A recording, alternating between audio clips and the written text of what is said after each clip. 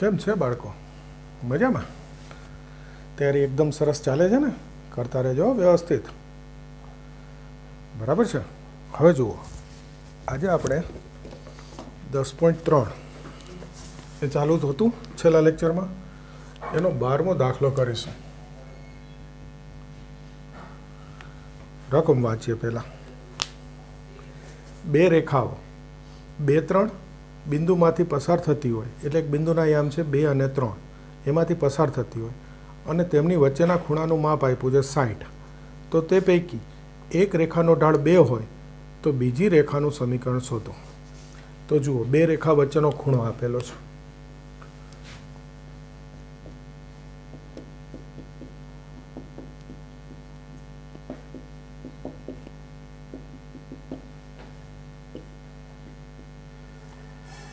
Alpha કેટલો આપ્યો છે? 60°. ઓકે. એક રેખાનો ઢાળ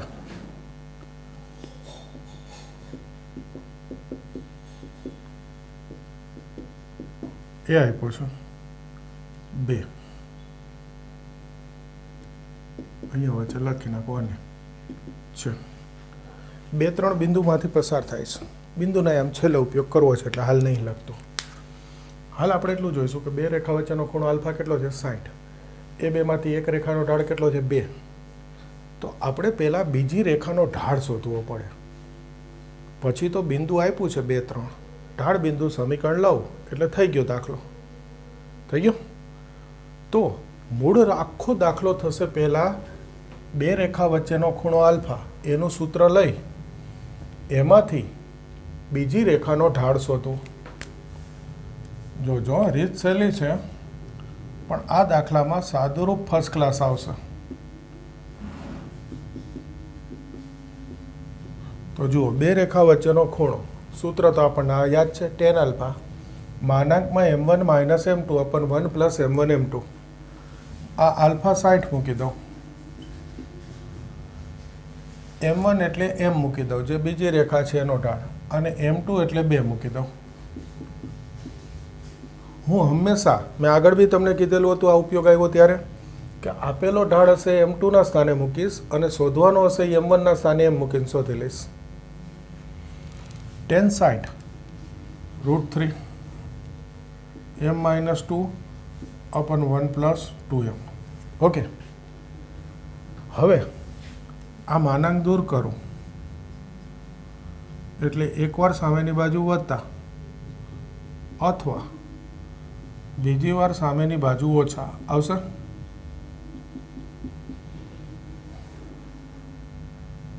બોલો, ખ્યાલ આવે? હવે થોડુંક સારું સાદુરૂપ છે, જોજો.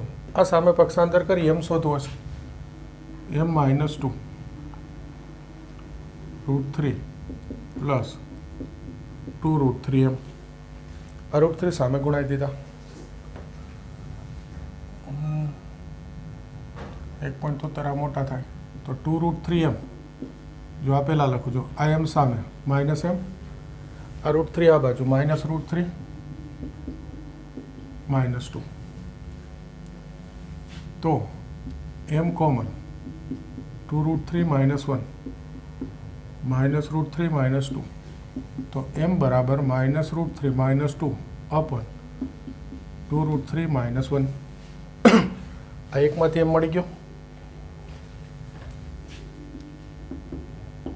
અથવા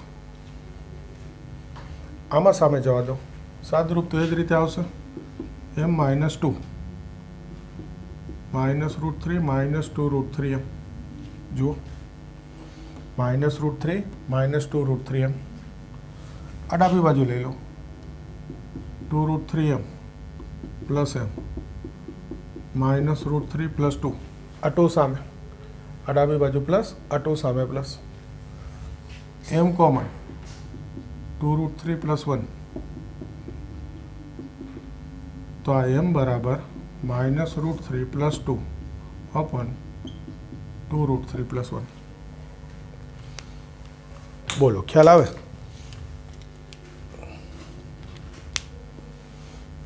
ફરી એકવાર, બે રેખા વચ્ચેનો ખૂણો આલ્ફા 60, એક રેખાનો ઢાળ 2 એ m2ના સ્થાને મૂકી, m1ના સ્થાને m મૂકી, બીજી રેખાનો ઢાળ શોધી લીધો. હ બિંદુનો ઉપયોગ કરાય. તેથી આ 2, 3 માંથી પસાર થતી રેખાના સમીકરણ y minus y1 m into x minus x1 થાય. આ સૂત્ર પ્રમાણે હવે એકવાર આ ઢાળ લઈશ, બીજી વાર આ ઢાળ લઈશ. બિંદુ x1 y1 તો ફિક્સ છે 2√3, પણ ઘણી બધી જગ્યાની જરૂર પડશે સાદુરૂપ માટે. તો આ નીકાળવું પડશે. નીકાળી દો. બરાબર છે. આ ઢાળ તો રાખવો પડશે ભાઈ. આ જવા દો, આટલું જવા દો. બરાબર છે. જોઈશું પહેલી વાર y માઇનસ 3 આ ઢાળ લઉં છું. -√3 minus 2 2√3 minus 1 x minus x1 એટલે 2. તો જો આ બાજુ લઈ લઉં 2√3 માઇનસ 1 y. આ વાયને ગુણાઈશ ત્યારે ભેગા રાખીશ, આ 3ને ગુણાઈશ ત્યારે અલગ કરી દઈશ. -3 દુ 6 ઓછા ઓછા વત્તા 3. આને ગુણાઈશ ત્યારે જોડે રાખીશ, માઇનસ કોમન લઈ લઉં. -√3 પ્લસ 2 ઇન્ટુ એક્સ. આને અલગ ગુણાઈશ, minus minus plus 2√3 minus minus plus 2 દુ 4. જો આ ઢાળનો ઉપયોગ પતી ગયો એટલે હવે એને નીકાળ દો. આ બધું નીકાળ દો. ઓકે. હવે જો આ ડાબી બાજુ લઈ લો, √3 plus 2 into x plus 2√3 minus 1 into y. આ ડાબી બાજુ લીધા પ્લસ થયા, આ તો છે જ. આ બધું જે છે જુઓ, આ 6 ડાયરેક્ટ લખી નાખો. આ બાજુ -6 ઓછા 2 ઓછા 8√3. આ 3 ઓછા 4 આ ડાબી બાજુ લો, ઓછા થયા, ઓછા 1 0. એક જવાબ આવી ગયો. અથવા y માઇનસ 3 ઢાળેમાં બીજો લઈએ, -√3 plus 2 અપન 2√3 plus 1 x minus 2. x1 y1 તો 2 3 જ રહેશે. આ બાજુ લઈ લો. ફરી એ જ રીતો સાદુરૂપની ફરી વાર જોઈ લેજો. આ વાયને ગુણાવું ત્યારે સાથે, આ 3 ગુણાઈશ ત્યારે અલગ અલગ. -3 દુ 6 √3 માઇનસ પ્લસ માઇનસ 3. આ એક્સને ગુણાવું ત્યારે સાથે, જો ગોઠવી દો 2 માઇનસ √3 ઇન્ટુ એક્સ. આને ગુણાવું ત્યારે અલગ, ઓછા ઓછા વત્તા 2√3 ઓછા વત્તા ઓછા 2 દુ 4. તો જુઓ આ વખતે આ 2 માઇનસ √3 એક્સ આ પ્લસ, તો આ સામે માઇનસ 2√3 પ્લસ 1 ઇન્ટુ વાય. આ સામે જતા રહ્યા માઇનસ. હવે આ સામે જશે 6 ને 2 8√3 પ્લસ આ સામે જશે 3 ઓછા 4 ઓછા 1 0. બોલો દેખાશે એક સરખું. 2 પ્લસ √3 2 માઇનસ √3. અહીંયા 2√3 માઇનસ 1 છે તો અહીંયા 2√3 પ્લસ 1. જો સ્વરૂપ સરખું છે, નિશાનીઓ ફરે છે, ખ્યાલ આવે. પણ આ એકદમ સરસ દાખલો ગણાય. એકદમ સરસ દાખલો. 4-5 માર્કમાં પૂછવા માટેની રકમ. રીત સાવ સહેલી છે. રીત તો ફટાફટ યાદ રહી જશે કે 2 રેખા વચ્ચેનો ખૂણો આલ્ફા 60 આપ્યો છે, એક રેખાનો ઢાળ 2 આપ્યો છે. તો tan આલ્ફાના સૂત્રમાં આલ્ફા 60 m2ના સ્થાને 2 મૂકી, m1ના સ્થાને m મૂકી, ઢાળ m શોધી લ્યો. પછી બિંદુ 2 3 આપ્યું, ઢાળ બિંદુ સમીકરણ, એટલે રેખાંશ સમીકરણ આવી ગયા. રીત યાદ રાખવામાં આટલું જ હોય. એકદમ ટૂંકમાં કહેવું હોય તો 2 રેખા વચ્ચેના ખૂણાના સૂત્ર પરથી બીજી રેખાની ઢાળ શોધી લ્યો, પછી ઢાળ બિંદુ સમીકરણ પરથી રેખાંશ સમીકરણ શોધી લ્યો. આટલી જ રીત છે, પણ સાદુરૂપ સરસ. હવે જુઓ, ફરી એકવાર ક્રમ સેટ કરું છું. આ જે દાખલો ગણ્યો ને એવો જ એક્ઝેક્ટ દાખલો સ્વાધ્યાય 10માં છે. આમ બી 10.3ના બીજા દાખલા માટે હવે પહેલાં સૂત્ર લખવા પડે એમ છે. આપણે જે ચાલ્યા છે સૂત્ર એના પરથી થઈ ગયા. તો એક્ઝેક્ટ આવો જ દાખલો જે સ્વાધ્યાય 10માં છે એ હવે પહેલાં લઈશું.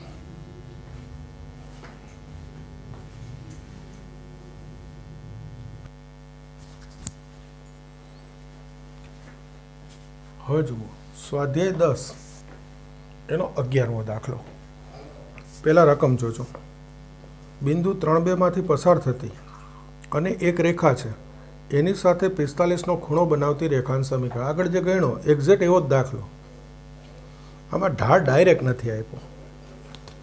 તો પહેલાં વાક્ય લખી લઈ.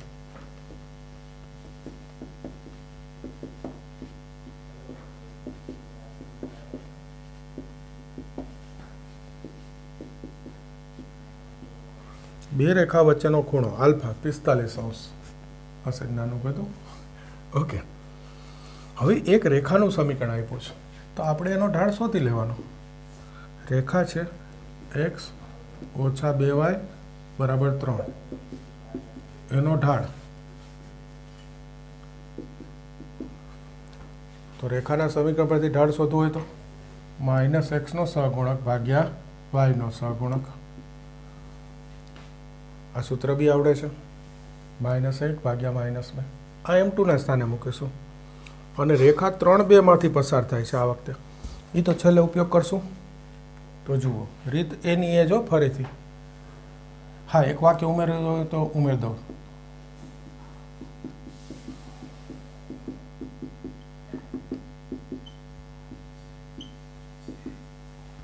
આગલા દાખલા નહોતું લખ્યું, લખવું જ લખી દેજો.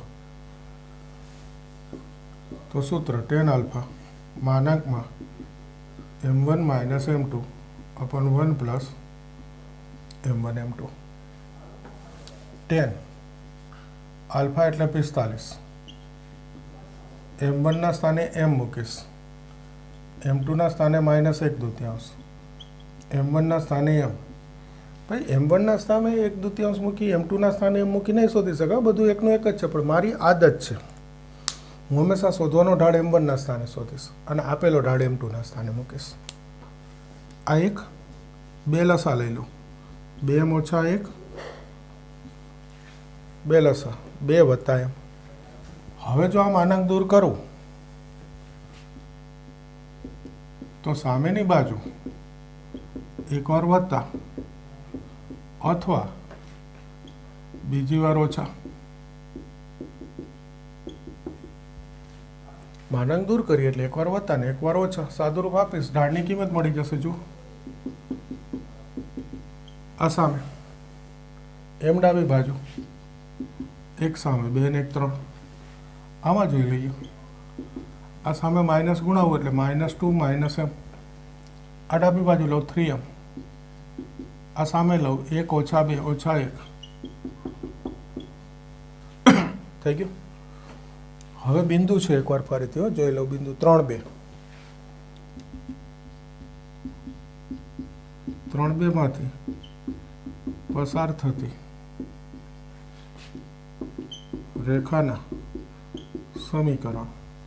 સૂત્ર તો છે ઢાળ બિંદુ y - y1 m × x - x1. અહીંયા બી લખવું હોય તો લખાય કે આ પ્રમાણે.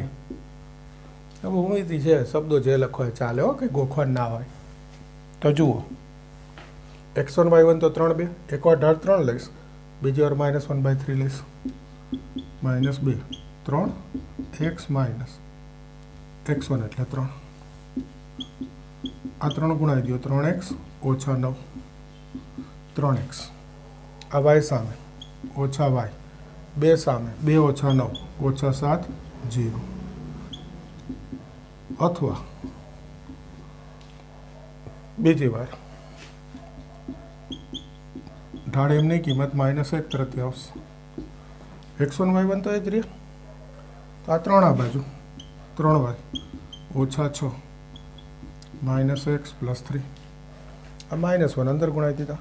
x ડાબી બાજુ પ્લસ 3y, 3 ડાબી બાજુ -9 0. થઈ ગયા બે જવાબ. જો બે દાખલા એક જ સરખી રીતના છે કે બે રેખા વચ્ચેનો ખૂણો હોય, એક રેખાનો ઢાળ હોય. અગાઉના દાખલામાં ઢાળ સીધો આપી દીધો હતો, આમાં ઢાળ આ રેખાનું સમીકરણ આપ્યું છે તો એના પરથી આપણે શોધી લીધો. ટૂંકમાં ઢાળ તો છે જ રકમમાં.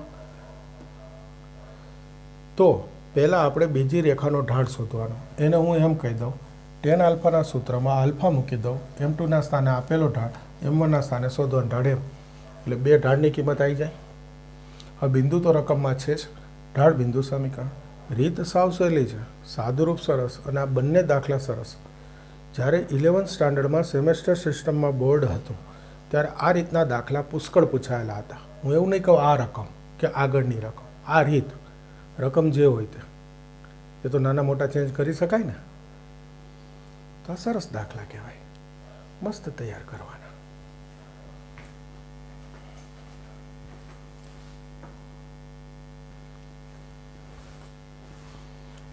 હવે જુઓ સ્વાધ્યાય 10/14 એક બે બિંદુ છે -1 1 અને 5 7 ને જોડતા રેખાખંડનું આપેલ રેખા x + y = 4 કયા ગુણોત્તરમાં વિભાજન કરશે? જો એક આકૃતિ બતાવી દો, રફ હજો. આ AB, આ રેખા AB રેખાખંડને પીમાં છેદે તો આ વિભાજનનો ગુણોત્તર પી બિંદુએ વિભાજન કરે તો વિભાજનનો ગુણોત્તર શોધવો છે આપણે. બરાબર છે? જુઓ, ધારો કે આ એક બિંદુ A કહી દઉં -1 1 અને બીજું B કહી દઉં B 5 7 ને જોડતા રેખાખંડનું રેખા x + y = 4 એ પી બિંદુએ લેમડા ગુણોત્તરમાં વિભાજન કરે. બસ, હવે રકમની જરૂર નથી. સાંભળજો બરાબર. આ વાક્ય થોડુંક મોટું છે, અલગ અલગ લખો તોય ચાલે કે A અને B છે. ધારો કે રેખા AB રેખાખંડનું પી બિંદુએ લેમડા ગુણોત્તરમાં વિભાજન કરે છે. મેં ભેગું લખી નાખ્યું, A અને B ને જોડતા રેખાખંડનું આ રેખા પી બિંદુએ લેમડા ગુણોત્તરમાં વિભાજન કરે. આપણે આ લેમડા શોધવો છે અને આ રફ એક આકૃતિ બતાવી દીધી. જો વિભાજનનો ગુણોત્તર લેમડા હોય તો વિભાજન સૂત્ર પરથી પીના યામ આવડે કે નહીં શોધતા? સૂત્ર લેમડા x2 + x1 તો -1 છે ભાઈ, અપન lambda +1 lambda y2 + y1 lambda +1 થઈ ગયા પીના યામ. હવે આ વિભાજન કોણ કરે છે? રેખા. આકૃતિ જોજો તો આ પી બિંદુ છે એ રેખા પર છે, જો આવી રહ્યું. હવે લખીશ પી રેખા x + y = 4 પર છે. જો પી બિંદુ આ રેખા પર હોય તો રેખાના સમીકરણનું સમાધાન કરે. આ રીતનો આપણે આગળ બી એક લેક્ચરમાં જોયેલો છે દાખલો. આ પી છે, આ રેખા પર છે, તો પીના યામ રેખાના સમીકરણમાં x અને y ના સ્થાને મૂકી દો. આ x, આ y.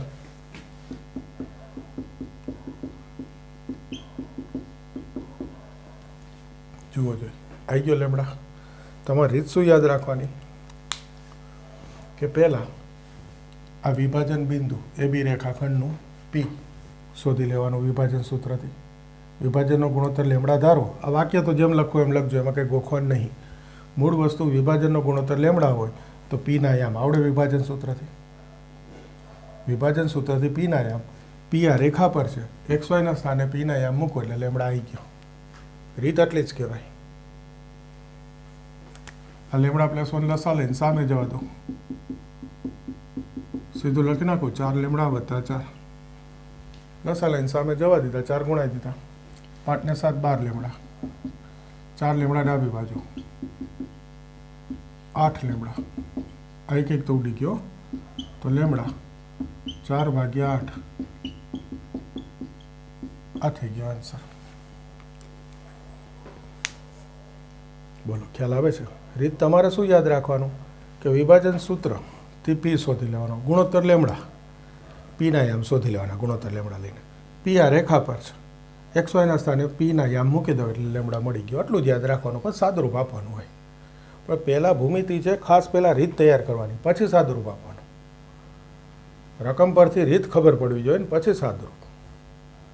હવે જુઓ, આ દાખલો ગણવો તો આમ જ પડે.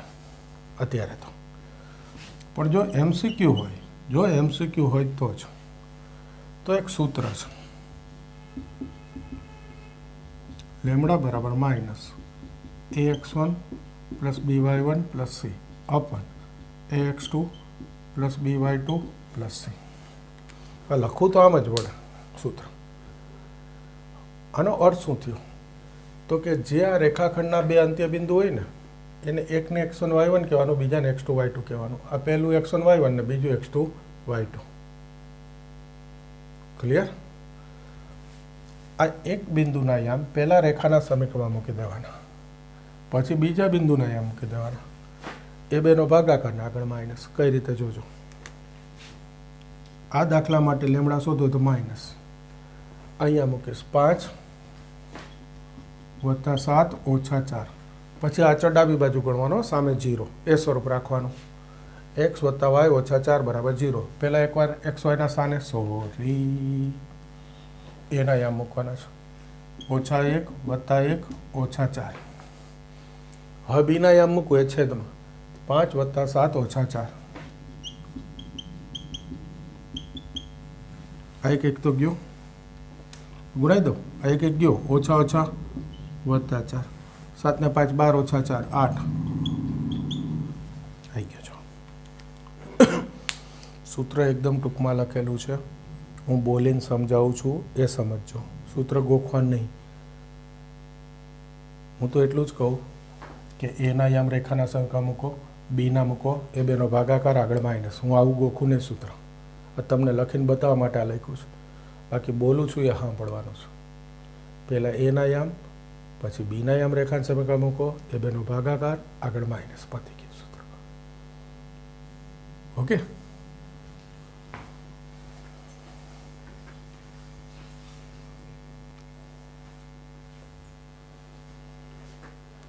હવે જુઓ સ્વાધ્યાય 10નો 9મો દાખલો. આ ત્રણ રેખાઓ સંગામી છે તો P શોધવો છે. બરાબર છે? ત્રણ રેખાઓ સંગામી છે તો P શોધવો છે. તો એક શબ્દ આવ્યો સંગામી, ખાલી શબ્દ જ છે, સૂત્ર નથી, એટલે સીધો લઈ લીધો દાખલો. સમજાવી દો. જો આ એક, આ બીજી, આ બે રેખા, 1 2, બે રેખા છેદે તો તમને ખ્યાલ હોય. હવે ત્રીજી રેખા બરાબર સમજો, અહીંયા જ છેદે તો આને સંગામી કહેવાય. આને કહેવાય જો બેથી વધુ રેખાઓ, બેથી વધુ એટલે 3 અથવા 3થી વધુ, અથવા બોલાય 3 કે તેથી વધુ રેખાઓ કોઈ એક જ બિંદુમાં છેદે તો તે રેખાઓ સંગામી છે એમ કહેવાય. જો હું બીજી આકૃતિ દોરું, 1 2 3, જુઓ થઈ ગઈ 3 રેખા, 1 2 3. આ સંગામી નથી અને આ સંગામી છે. ખ્યાલ આવે? ફરી એકવાર હવે બે સ્વરૂપેની એક જ વ્યાખ્યા બોલીશ. જો 3 કે તેથી વધુ રેખાઓ એક જ સામાન્ય બિંદુમાં છેદે તો તે રેખાઓ સંગામી છે. વ્યાખ્યા લખવાની જરૂર નથી. યાદ રહી ગયું? સમજાઈ ગયું? એકદમ સહેલું. 3 કે તેથી વધુ રેખા એક જ બિંદુમાં છેદે તો સંગામી. તો ઊંધું અહીંયા રકમમાં લખેલું છે કે આ 3 રેખાઓ સંગામી છે. એનો અર્થ આ 3 રેખાઓ એક જ બિંદુમાં છેદે છે. તો હું કહી શકું કે આ 1 અને 2નું છેદ બિંદુ ત્રીજી રેખા પર છે. રીત ખબર પડી ગઈ? પહેલી અને બીજી રેખાનું છેદ બિંદુ શોધીશ, એ ત્રીજી રેખા પર છે એમ લખી નાખીશ. હમણાં એક દાખલામાં શોધ્યો તો લેમડા, એ રીતે P મળી જશે. તો જુઓ, રેખાઓ 1 અને 2નું છેદ બિંદુ. આ તો તમને ખ્યાલ છે, આપણે ડાયરેક્ટ જ લખીએ છીએ. ઉકેલ નાખો પહેલું ને બીજું સમીકરણ, સરવાળો કરો, y નીકળી ગયો, 3 ને 2 5x, ઓછા 2 ઓછા 3 ઓછા 5, 5x ઓછા 5 બરાબર 0. x એક, xની કિંમત 1 મૂકી દો, આવી રહ્યું 3. 3 ઓછા 2 1, 1 સામે ગયો ઓછા 1. આ 1 ઓછા 1 ત્રીજી રેખા px વત્તા 2y ઓછા 3 બરાબર 0 પર છે. તો તો અહીંયા 1 ઓછા 1 મૂકી દો એક્સ અને વાયના સ્થાને પી, આ ઓછા 1 મૂકો ઓછા 2,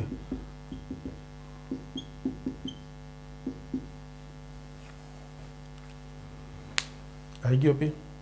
બે વસ્તુ સમજાવી, એક આ વ્યાખ્યા સમજાવી દીધી. 3 કે તેથી વધુ રેખા એક જ બિંદુમાં છેદે તો એ સંગામી છે. ઓકે, તો અહીંયા અર્થ એવો થયો કે આ 3 રેખા સંગામી છે, તો આ પહેલી ને બીજી રેખાનું છેદ બિંદુ એ આ ત્રીજી રેખા પર છે ને મૂકવું એટલે પી આવી ગયો. હવે આપણે જે ચલાવેલું છે સૂત્રો એ પ્રમાણે સ્વાધ્યાય 10માં જેટલા છે પૂરા થયા દાખલા અત્યારે. એટલે હવે 2 ઉદાહરણ લઉં છું, જોઈ લો.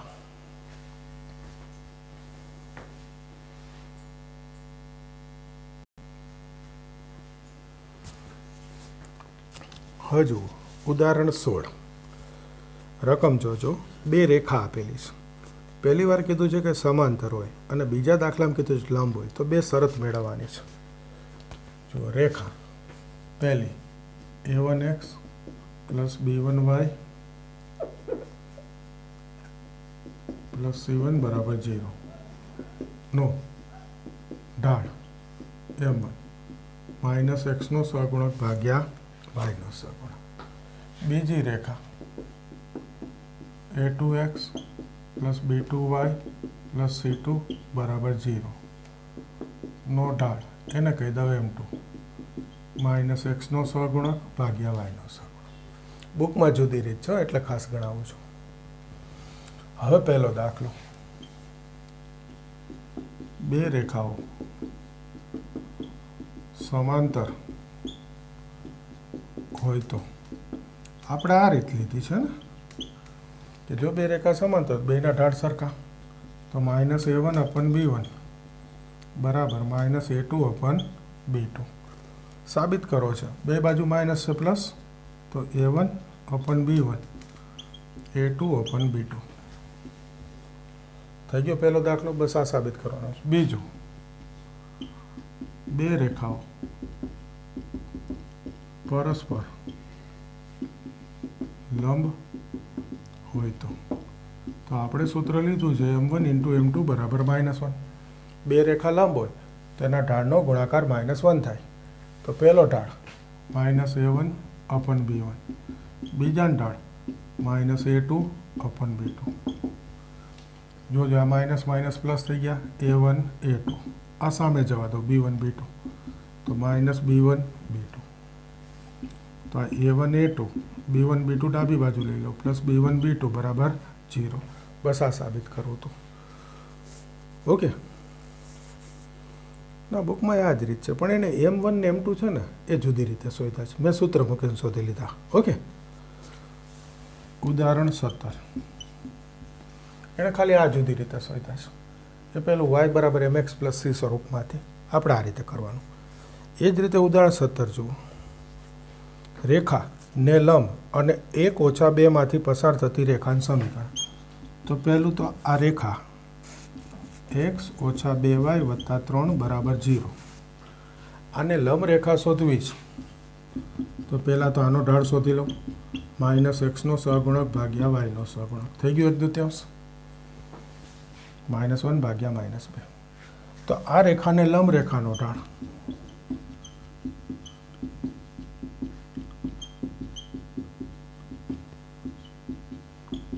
વ્યસ્ત કરી નિશાની બદલી દો તો કેટલા આવી ગયો -2.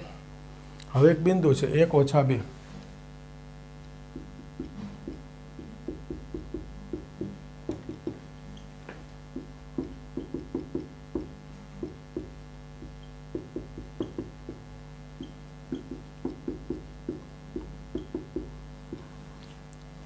બિંદુ ઢાળ ખબર પડે કે ઢાળ બિંદુ સમીકરણ y minus y1 m into x minus x1.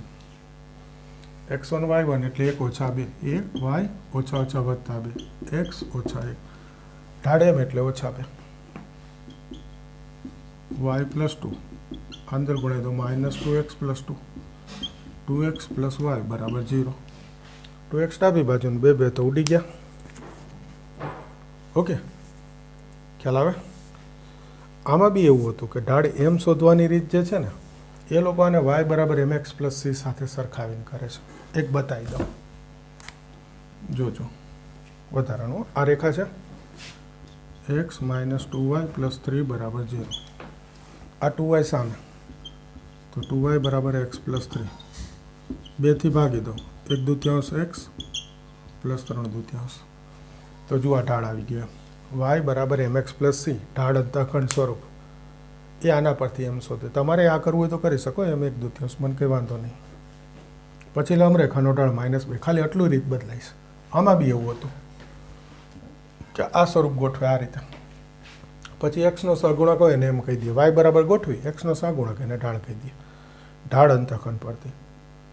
Okay હું શું કરું સૂત્ર લઉં છું -xનો સહગુણક ભાગ્યા વાયનો સહગુણક બસ એટલું જુદું છે.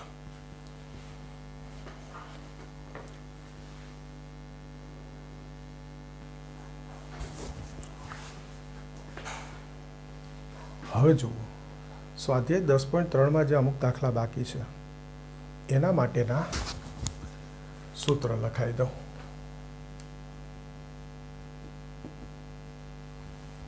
ઓકે જોજો બિંદુ x1 y1 થી રેખા ax plus by plus c બરાબર 0 નું લંબ અંતર. આ બિંદુથી રેખાનું લંબ અંતર શોધવું હોય અથવા ખાલી અંતર બિંદુથી રેખાનું એટલે લંબ અંતર જ થાય ભાઈ. તો સૂત્ર છે માનાંકમાં ax1 plus by1 plus c upon under root a² plus b². જુઓ આ બિંદુથી આ રેખાનું લંબ અંતર તો માનાંકમાં ax1 plus by1 plus c upon under root a² plus b². સૂત્ર યાદ કરી લેવાનું. આનો અર્થ શું થયો તમે સિમ્પલ જોશો અર્થ તો કે આ બિંદુના યામ રેખાના સમીકરણમાં xyના સ્થાને મૂકી દીધા. જોઈ લો ax1 plus by1 plus c થઈ ગયું. એનો માનાંક છેદમાં under root a² plus b² એટલે xyના સહગુણક છે અને બી તેના વર્ગોનો સરવાળો અંડર રૂટમાં. ખ્યાલ આવી ગયો? એકદમ સહેલું સૂત્ર છે. હવે બીજું સૂત્ર બે સમાંતર રેખાઓ a1x plus b1y plus c1 બરાબર 0 અને ax plus by plus c1 બરાબર 0 અને ax plus by plus c2 બરાબર 0 વચ્ચેનું લંબ અંતર અથવા બે રેખા વચ્ચે બે સમાંતર રેખા વચ્ચેનું અંતર. અંતર શબ્દ બોલે એટલે લંબ અંતર જ થાય પછી બિંદુથી રેખાનું હોય કે બે સમાંતર રેખાનું હોય. આનું સૂત્ર છે માનાંકમાં c1 minus c2 upon under root a² plus b². પહેલી વસ્તુ બે સમાંતર રેખાના સમીકરણ મેં લખ્યા એ ધ્યાનથી જોજો. જો બે રેખા સમાંતર હોય ને ભાઈ તો એમાં xyના સહગુણક સરખા હોય ખાલી અચળ પદ જ જુદું જુદું હોય. xyના સહગુણક સમાન હોય અચળ પદ જ ભિન્ન હોય. આ પહેલી વસ્તુ. પછી સૂત્ર આવે પહેલાં xyના સહગુણક સમાન હોવા જોઈએ ખાલી અચળ પદ જ ભિન્ન હોય પછી જ સૂત્ર લેવાય. સૂત્ર શું કહે છે માનાંકમાં c1 માઇનસ c2 એનો અર્થ અચળ પદની બાદ બાકી માનાંકમાં છેદમાં under root a² plus b².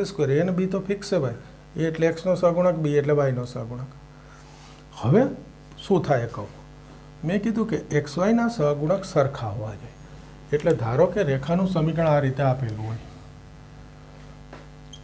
3x વત્તા 2y ઓછા 7 બરાબર 0 6x વત્તા 4y વત્તા 5 બરાબર 0. તમે કહેશો સર આ બેમાં તો સહગુણક જુદા જુદા છે તો આ કેવી રીતે સમાંતર રેખા થાય? આ જે રેખા છે એને બે ગુણાવો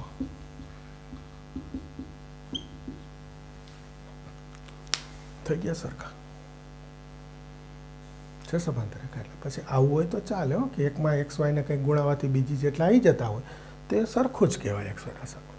હવે જો આ બે રેખા વચ્ચેનું લંબ અંતર મારે શોધવું હોય તો પહેલાં આ કરવું પડે.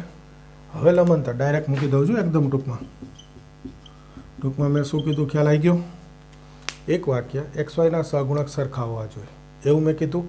એમાં આવું હોય તો એનો આ રીતે સરખા કરી શકાય એ બતાવી દીધું. અને પછી લંબ અંતરનું સૂત્ર મૂકી દેવાય. માનાંકમાં C1 માઇનસ C2 5 ઓછા ઓછા વત્તા 4 upon under root a square 6 નો વર્ગ 36 b સ્ક્વેર 4 નો વર્ગ 16 19 52. કોઈ કહેશે સર 19 52 એટલે 13 4 19. તો આ એક ઉદાહરણનો દાખલો થઈ ગયો, જોઈ લો. થઈ ગયો. હજુ ચોપડીમાં છે પછી ગણાવું છું. આ તો ખાલી સૂત્ર સમજાવવા માટે લખ્યું. અને એક પોઈન્ટ મેં આ સમજાવી દીધો કે એક્સ વાયના સહગુણક સમાન હોવા જોઈએ, અચળ પદ ભિન્ન હોવા જોઈએ, તો એ બે રેખા સમાંતર હોય. પણ ક્યારેક આવું જોવા મળે અને આ એક રેખાને કંઈક ગુણાઈને બીજી રેખા જેટલા થઈ જતા હોય તો એ સમાંતર જ કહેવાય. પણ પહેલાં આ કરવું પડે, પછી સૂત્ર મુકાય. કારણ કે આ બે રેખા હોય તો under root a square plus b સ્ક્વેરમાં 3 2 મૂકું કે 6 4 પ્રશ્ન થાય ને. સરખા હોય પછી મૂકી દેવાય, આને બે ગુણાઈ દેવાય. કોઈ કહેશે સર આને બે ભાગી દઉં તો 3x 2y 5 દ્વિતીયાંશ તોય ચાલે ભાઈ. મૂળ વસ્તુ એક્સ વાયના સહગુણક સમાન છે એવું બતાવી દેવાનું, પછી સૂત્ર મૂકી દેવાનું. હવે આ એક સૂત્ર કદાચ છે બુકમાં નથી પણ હું લખી દઉં તો એમાં કંઈ તમને વાંધો ના હોવો જોઈએ. આના જેવું છે. ઉગમ બિંદુ થી રેખા ax plus by plus c બરાબર 0 નું લંબ અંતર માનાંકમાં c છેદમાં under root a square plus b square. આ જ છે ભાઈ ઉગમ બિંદુ એટલે x1 y1 શું થયા 0 0. અહીંયા x1 y1 0 0 મૂકી દો, શું બચે c upon under root a square plus b square. તો ઉગમ બિંદુ હોય ત્યારે આ ડાયરેક્ટ બોલવું હોય તોય બોલી શકાય સૂત્ર. ક્લિયર? હવે આ નીકાળ દો ઉદાહરણ. રાખ્યું જો 1 મિનિટ એટલે તમારે લખવા માટે એને આગળ સમજાવી તો દીધું જ છે. હવે નીકાળું છું, મારે જગ્યાની જરૂર છે.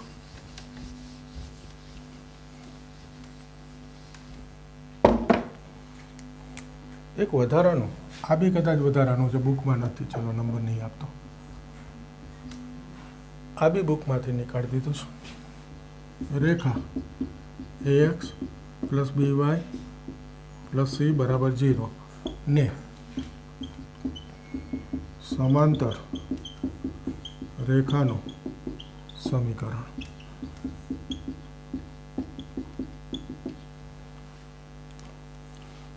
આગળ હમણાં કીધું કે રેખા સમાંતર હોય તો એક્સ વાયના સહગુણક સરખા હોય. ટૂંકમાં એક્સ વાય એકદમ સરખા હોય, ખાલી અચળ પદ જ ભિન્ન હોય. તો આ કોઈ રેખા હોય એને સમાંતર રેખા ડાયરેક્ટ લખવી હોય તો એક્સ વાય એમને લખી નાખવાના જે હોય જ, ખાલી અચળ પદ સીના બદલે કે લખી નાખવાનું. એવું જ એક સૂત્ર છે. રેખા ax plus by plus c બરાબર 0 ને લંબ રેખાનું સમીકરણ